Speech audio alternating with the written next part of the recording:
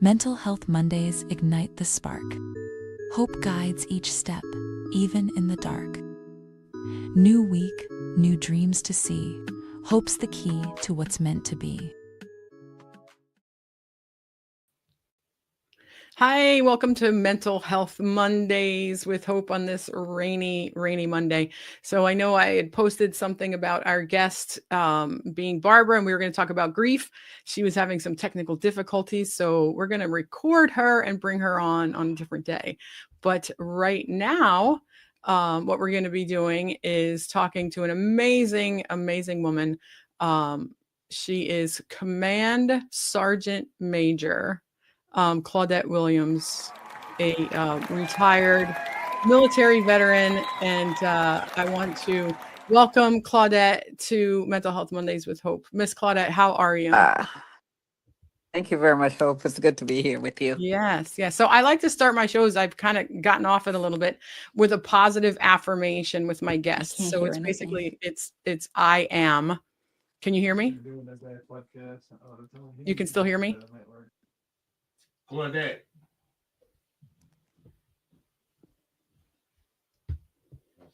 Can you hear me? I'm not hearing anything. Oh no. Maybe turn up your volume of your mic. Maybe turn up the volume. Turn up. All the way up. Okay. Can you hear us now? Nothing, huh? All right. Go out and come back in. All right, so we're gonna get Claudette back here in a minute or so. Claudette runs a women's military museum, which is located in Mount Pocono.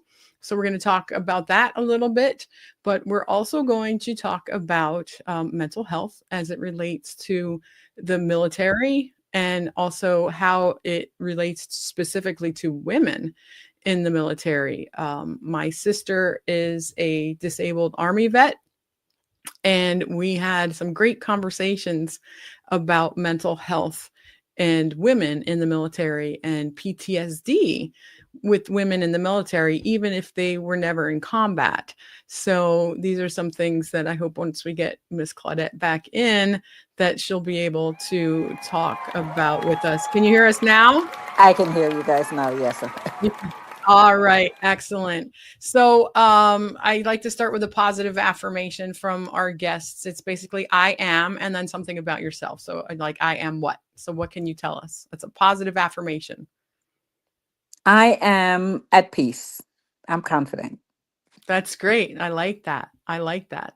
So I talked a little bit about you in the military, but could you just take a minute or so and tell everyone a little bit about you? Okay. So I am currently a councilwoman in Mount Pocono at Mount Pocono Borough Council, and also the creator of the Women Veteran Museum and Military Family Services. I served 30 years in the United States Army with several missions in theater. And I am just back home and in my community, just giving back to my community as much as I possibly can, as Right. well as, appreciating life as it comes. Absolutely. That's great. And while you were trying to come back in, I was talking about my sister a little bit because she is a disabled Army veteran. And we were talking a little bit about PTSD with military individuals, but even PTSD that's not related to combat. Just in general, with being in the military, the way it is formatted. Is that something that you have either experienced that you'd be willing to share? Because I know you're a combat vet, but also, that you have talked with other women, especially, and we could talk about men as well, but, women, especially with PTSD from being in the military and not necessarily in combat. Yes, you're so correct when you make the statement about PTSD in combat or outside of combat.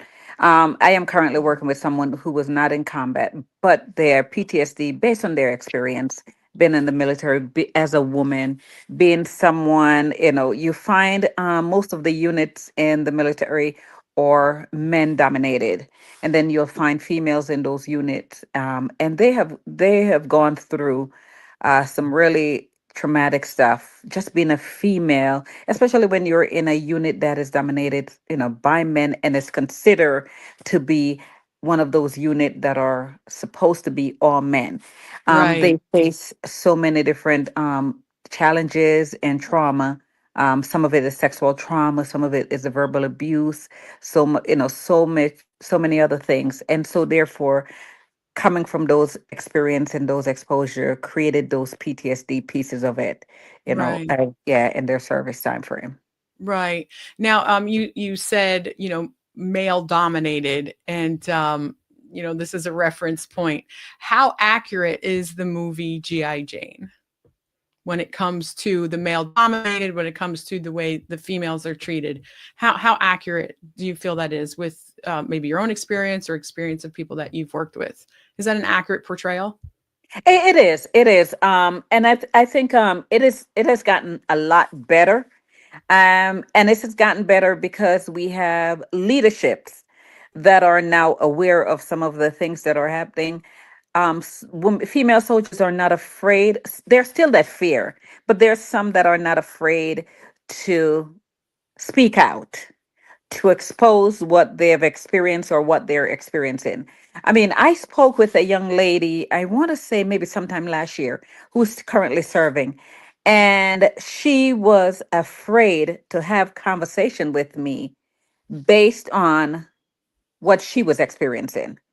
So it's still that fear of it. But so when you talk about that GI Jane and how female soldiers are treated, um, some of it is close to the reality.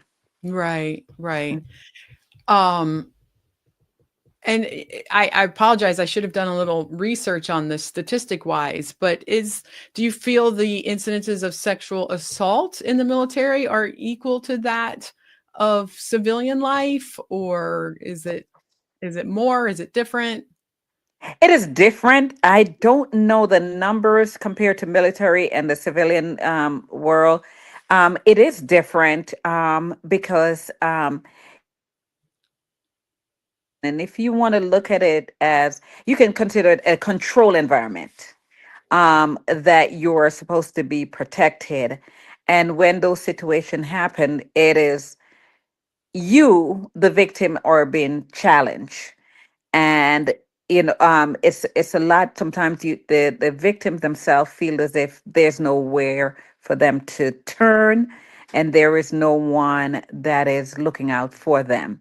Right. And so therefore it is a complete different situation compared to the civilian world on the military side because of that control environment. Right, right. One of the things my sister said to me, and she's okay with me sharing this, and at some point she's going to do a podcast with me as well, was she was injured when she was in the military, and she felt that when she came back to duty, that people snickered at her, and she was treated differently. She was pretty much told that she's not a real soldier because she can't physically do like the PT and things like that she should have been doing. And that was something that really really played with her head, because that you're in the military and this is what you're supposed to be doing, and now all of a sudden she can't. And she said that her injury in the military really was a huge trigger for PTSD. And that's something that even today, it's been a while since she's been out of the military, probably over 20 years. And that's still something she struggles with. And another thing that she had said is, like, when they, in training and things like that, you have a battle buddy. Yes. And she said that even to this day, she is still close with her battle buddy and some of her friends from the military because of that connection that they make. It's almost a trauma bond, just because of the way things go in the military. Do you feel that the person that wouldn't speak to you, their level of comfort was due to things like that, that when you're in the military? Again, I'm going by what my sister and I just talked about, that you follow the rules and you don't ask questions. Do you feel that people coming out and talking about things, especially as it relates to their mental health, might be stuck in that? I think, well, they're if they're still serving, it's the fear that they will be labeled. Also, what will happen once they come out? Any repercussion from all of being exposing things, and it also depends on how much you love what you're doing, and your career, how you value yourself and your career. And it's some think that they're preserving themselves and their career by not saying anything, but that realizing that in the end there is actually injuring themselves, because they're facing, when once they're out or not in that situation, that they're reliving those situations constantly, which generates that PTSD, feeling that fear, reliving some of the things that they experience. Right. One thing I can say for the military, you have that camaraderie that create that bond, that help you, that you have that person sometimes, that, as you say, that battle buddy that you can go to, you can talk. But it also depends on the rank of that individual and how, so you have two people that are relying on each other, or some individuals, but do they have the rank and the support of their leadership, and the confidence in their leadership, that they can have that conversation, and knowing that if they do have that conversation, someone is going to be looking out for them. So it's a whole different ball game. It's a gamble, and you got Right. to some people are fearful, and that's what prevent them from exposing, or talking about some of the stuff that they're experiencing. Right, absolutely. That makes total sense. And I just want our listeners to know that I am not in any way being disrespectful, to the military, at all when I ask these questions, because my concern is always about mental health. And I feel that a lot of times we maybe have not protected our military personnel as well as we can mentally. Do you feel that once someone comes out of the military, that there is enough programs or mentorships or what have you to help them re-enter or reacclimate themselves? Ooh, oh, I am. Sorry, I know I that's a think tough one. That's something I'm passionate about, that I feel that is necessary, whether it's military or whether it's, coming out of incarceration, that it all bridge. depends on what their situation is. People will exit the military and keep everything to themselves, and it may take 15 or 20 years later that something will trigger, and then they'll be able to come out and then speak about it. And some people are just after all this time frame receiving help. So it all depends on how you exit, what your experience and your traumas were, that will determine whether or not you seek help. You can come out and the VA is there for you to visit the VA, and have the treatment, but it's a process. It's a process. When it comes to the VA, it's a process. How do I get into the VA? What is it, that I can, to get me the help that I need? And people may think, oh, you get out the military, you can just go to the VA and you get help. It is not that easy. It is not that easy. So sometimes you have veterans that will not go out to the VA because of the red tape and what it takes for them to get into the VA to get services, and then getting the services. Sometimes they are denied services, and Right, it's a fight. You have to right, fight for those services. But if you don't have that strength and that support, you'll say, once they deny you service, you'll say, forget about it. And right. then you continue on without the lack of treatment, for whatever it is that you're experiencing. Right, right. And I feel that's something that's very important for, we're just going to say civilians, for non-military people to understand that it isn't as easy as, you leave your base and you go straight to the VA and, everything is honky-dory. As a social worker, I've helped many veterans filling out their paperwork.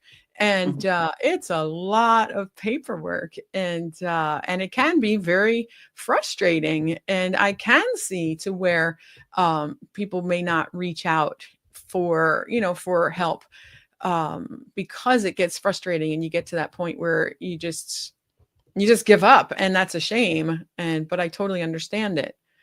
Are you I can familiar? Go ahead.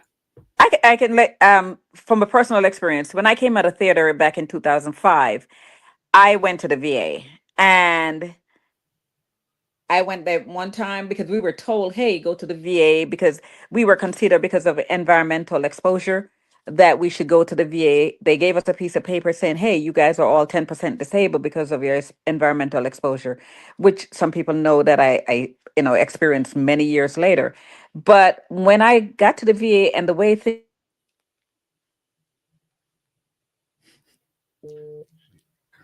Uh-oh, we lost Claudette. She cut out.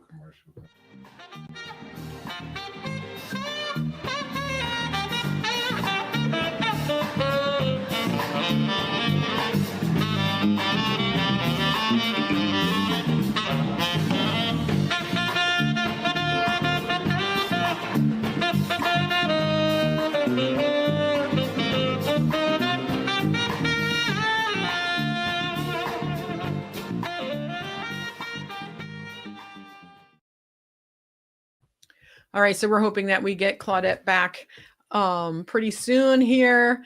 It's this crazy weather we're having, so everybody's having internet connection issues.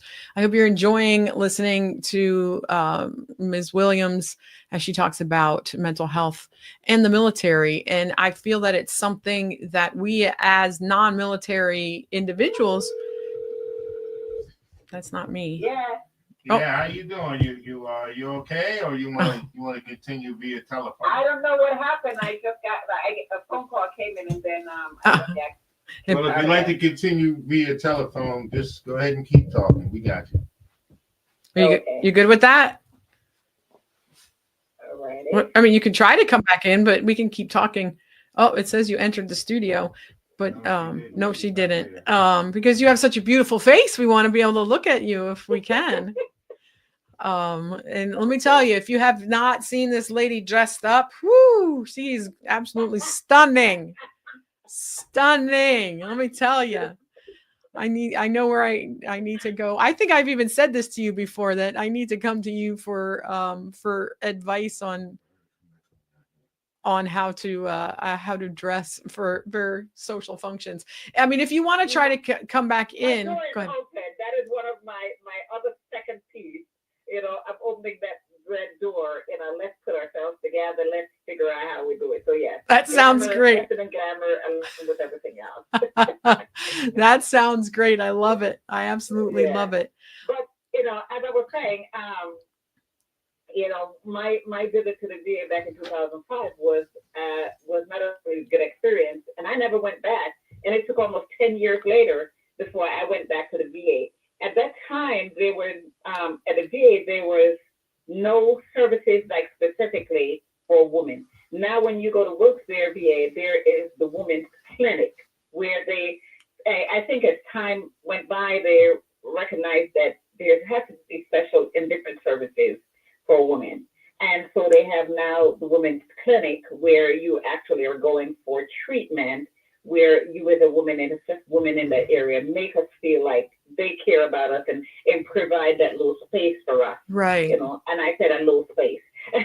Oh no. But it's a lot more than what it was before. Right. But it wasn't welcoming at that time. And there's still so many things that we need to overcome in order to make sure that our female veterans are taken care of and they feel as if they were a contribution to our country and to their, and we appreciate their service. Absolutely. Absolutely. That's a great segue to talk about the museum. What made you want to do that? Oh my God. So you talk about service, and I reflect a lot on the sacrifices. Some people give their lives, some their family, and I think about the sacrifices I made with my children, leaving them behind, not being there for them, and they were young kids.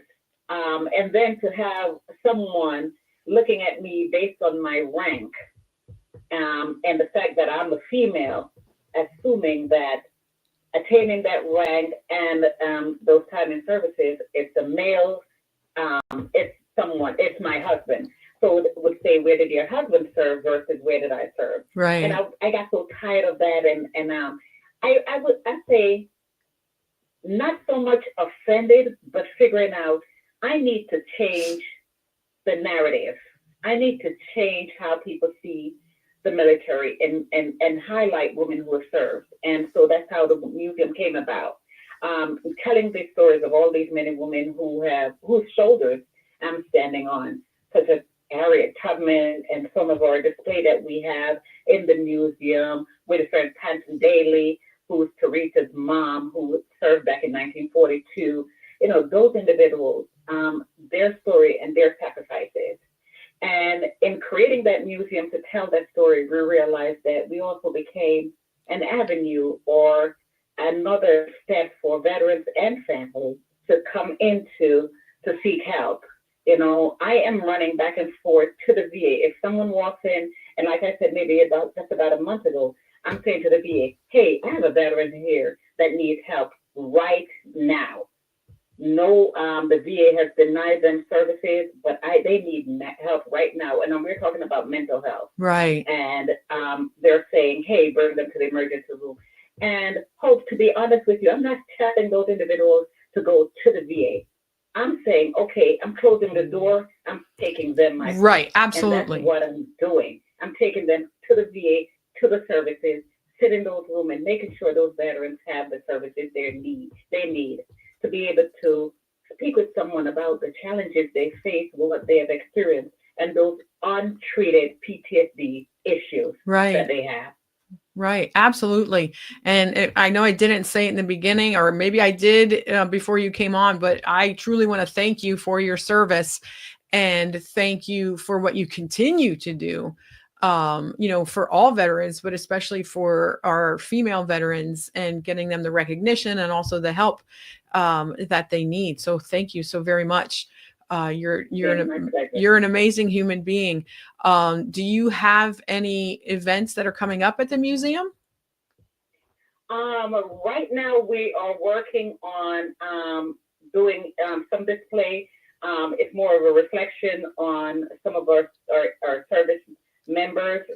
But one of the things that I also want to keep in mind, and we must never forget, is that while we're speaking about the veterans who have served and their sacrifices and their experience, we also have to think about the family members too, because they might not have been on the battlefield with us, just like you were saying with your sister, but you are traveling those roads with her. You are her confidant. She is able to speak with you and whatever help she needs. So we have to think also about those family members that are there with our veterans, and what they themselves, our veterans, are experiencing those traumas, but they're also living it with those veterans. And they're the soundboards.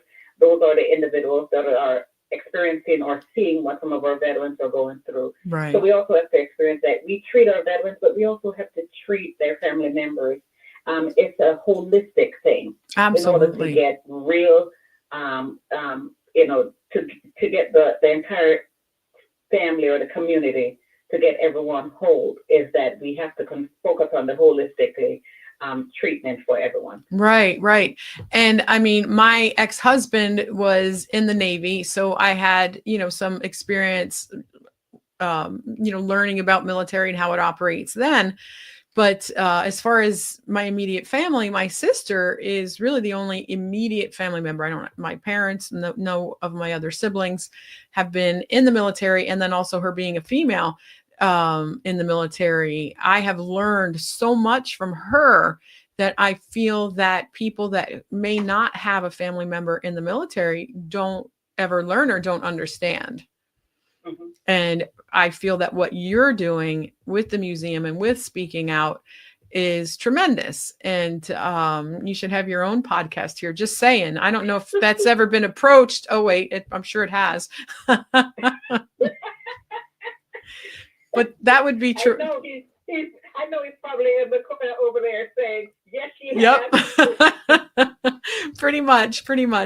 My sister actually lives in California, and she's coming in November to visit for a couple weeks. So I am going to make sure that I bring her to the museum, and especially, making sure when you're going to be there, so you two can meet, because I know that you all speak a different language. And I know you do. It's interesting because she said to me, and it's neat how this came up for tonight, because I was literally talking to her today, and I told her that I wanted to do a program about her experience in the military, and she's not ready to do that right now, but she said that if I had anyone on the podcast that was in the military, to try to have another person on the podcast that was in the military, because I could just sit back and that they all would have the conversation, because they speak the same language. So thank you for your patience with me. Yes.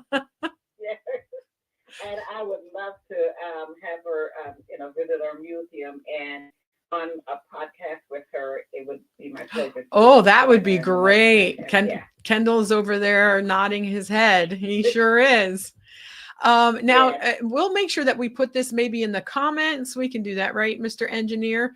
The actual address of the museum and the hours of operation. Okay. Yes, definitely. We take what we do at the museum very seriously. Not only telling the story, but just making sure that veterans and their family receive the care that they need. Right. It is so important. I mean, because I knew from experience that I had to make sure that my kids that I left behind, that they received the care and the treatment they needed, because they're dealing with those separation anxiety of mom being taken away. I mean, they're not looking at mom serving our country, but to them, it's being taken away. Right. You're talking about the first time they were 7 when I came back, they were 9. So you're asking these young kids to understand, and they don't, and then you're asking a parent to understand why coming back, you feel like you're an outsider. And people need to understand also about mentally that integration of an individual back to the family, the Right. family unit. Nobody focused on that piece, but that piece is a very, very tough piece. It messes with you both mentally and physically, because you pretty much are asking permission to come back and to be a part of your own family. Right. Wow. And it's the family that will be able to give you that permission, because they've learned how to function without you.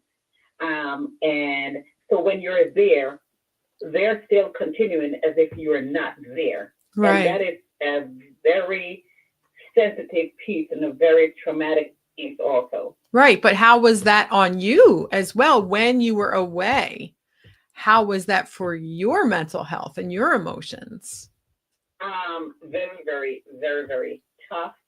There's that time difference. So for me, is trying to and wanting to maintain that bond and that family unit, and to still let them know that I am still mom, even though I'm not there. You're talking about that time difference. So it's 8 hours difference, and it depends if I'm in Afghanistan, then it's that 9-hour difference. So staying up, you have to I deprive myself. Oh, wow. Sure. Oh, we lost her again.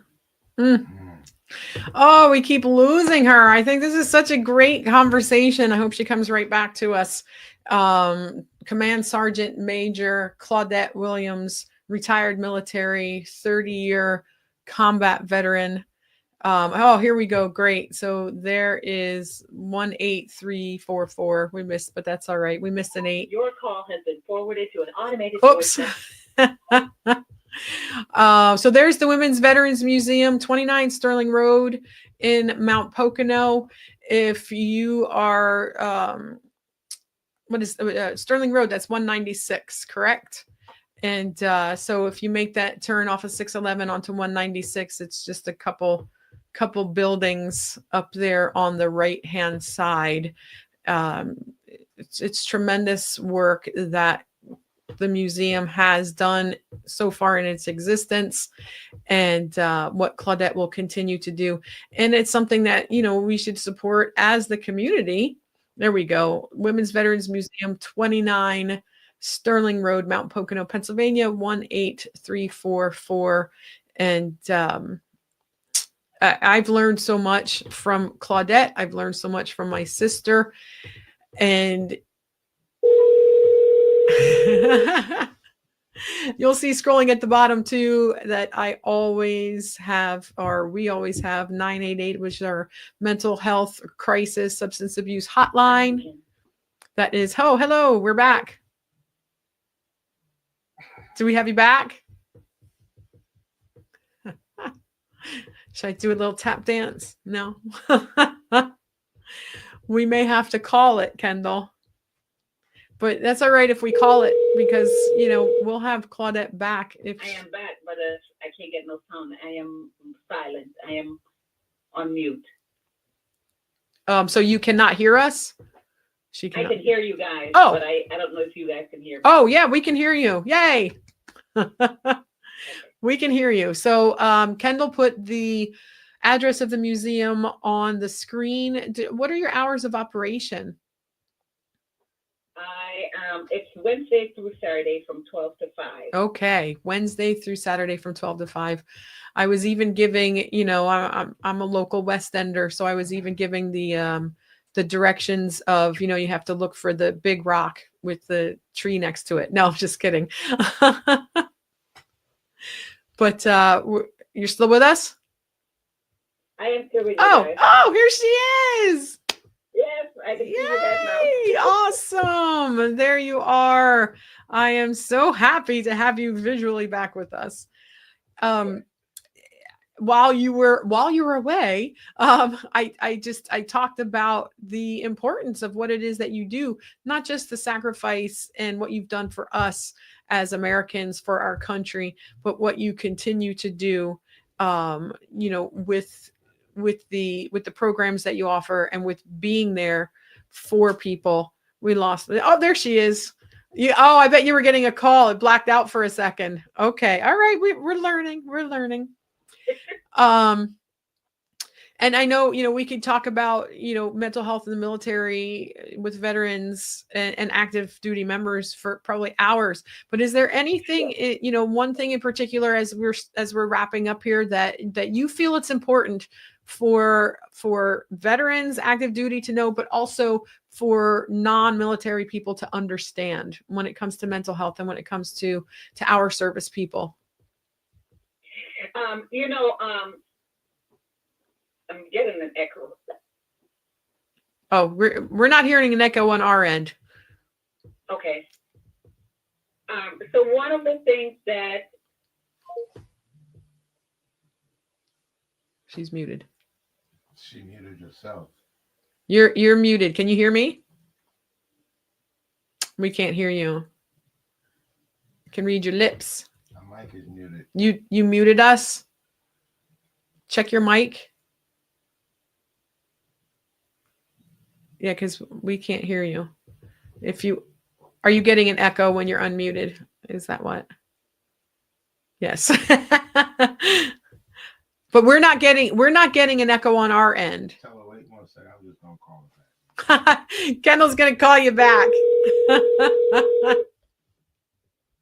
We're a go with the flow kind of a show. Yeah, Kendall, when you click off your phone, that's when I go mute. Oh, gotcha. Okay, we're learning as we go here, right? It's okay. So, there she's back. So go ahead and where you were at. We're talking about what you would like people to know about mental health and individuals, service people. So when I think about mental health, the stigma that have been there for so long ago. It's one of the things, the barriers that keep people, whether it's military or civilian, from seeking the help that they Right. need. And so we need to let the society be more aware that mental health is not a disease that is disabling, or that with the negative vibe that comes with it, or the negative stigma, but it's something that happened to so many different people based on so many different situations. Right. And we need to encourage individuals to make sure that they seek help, and have that support team that help them through that process. Right. Absolutely. To come to full recovery, or to create a quality of life. Right. Absolutely. Thank you. I think that's a very valid point. With me personally, I know, I've been outspoken with, being a survivor of sexual abuse, but I was never really outspoken about mental health. And I think, part of it was, that stigma that, people are going to look at me differently, think of me differently. But, I very much have functional depression. And, you would not know that. I am the fun gal in the room. I'm always upbeat, and, but it is a chemical imbalance that I have. And I do take medication for it. And I feel that if more people would be outspoken about that, because it's not something you can see. It's not like, I have a cast on my arm, it's not something you see. And certainly, especially with someone with functional depression, you really can't see it at all. Like, you have friends, you might say, oh, they have anxiety because I can see that. Oh, they have ADHD because I can see that. But you can't always see mental health concerns, whether it's situational depression or whether it's chronic depression, major depressive disorder.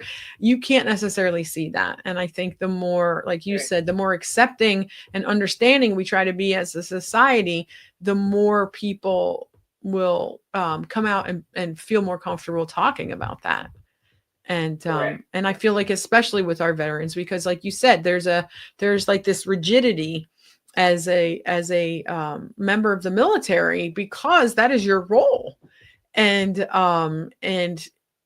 you might feel that you're seen as being weak if you state that, you have some sort of a mental health diagnosis. Whereas I think we need to flip the script, that I feel that if you, and it's not everybody, but if you have the courage to say that you have some sort of a mental health diagnosis, and that you receive help for it, or that you would like to receive help for it, I think that's very courageous.